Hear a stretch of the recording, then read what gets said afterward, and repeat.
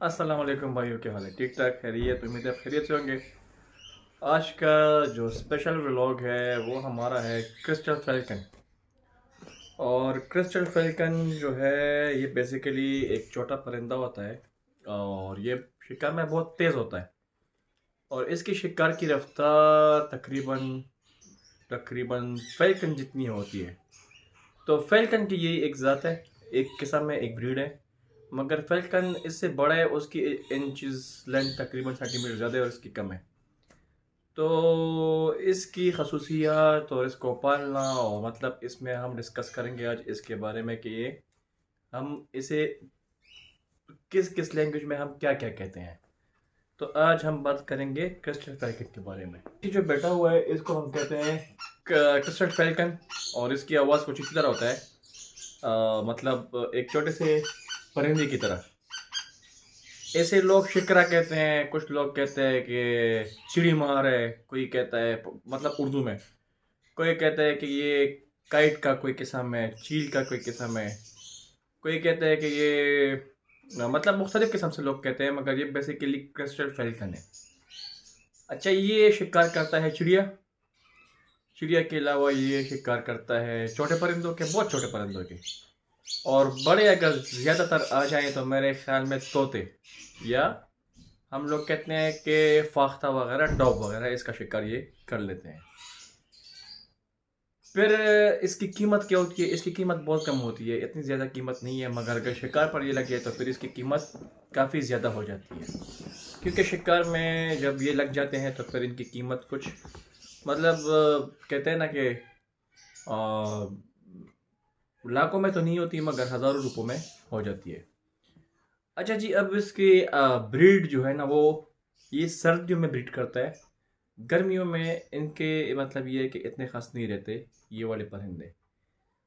जितने भी ईगल के ज़ात हैं ना, मतलब ईगल की ब्रीड, चाहे वो गोशाक हो, बादशाह हो, वो शिकरा हो, वो बुधवार हो, क्रिस्टल फैल्कन हो, फैल्कन हो, ये सर्दियों में ब्रीड करते हैं, ये गर्मियों में खुश नहीं होते। तो इसकी जो मतलब कलर है वो ब्राउन डॉटेड है, जिस तरह चीता होती है या लेपर्ड वगैरह, उस तरह इसकी वो है। और सीना इसका बादशाह की तरह होता है। इसकी खुराक नॉर्मली कलेजी वगैरह हो गया। और कलेजी के अलावा अगर आप लोग छोटी मोटी गोश्त का टुकड़ा देते हो तो ये आराम से खा लेता है। अच्छा, इसकी खुराक की जो मकदार है ना, वो चिड़ी मार और शिकर से ज़्यादा है। ये खुराक ज़्यादा करता है ये वाला। छोटा तो है इतना सा, मगर ये खुराक ज़्यादा कर लेता है। और इसके पंजे में ज़ोर भी बहुत होता है, क्योंकि ये फैल्कन फैमिली से होता है और इसकी शार्प होते हैं, बहुत ज़्यादा नेल्स शार्प होते हैं। तो काफ़ी अच्छा परिंदा है, काफ़ी मतलब ये है कि शिकारी परिंदा है, मगर शिकार अपने लिहाज से करता है, अपने आप से बड़े से शिकार नहीं करता। अब इसके डिसएडवांटेजेस, इसके ये तो एडवांटेजेस हुए कि शिकार भी कर लेता है, सब कुछ है।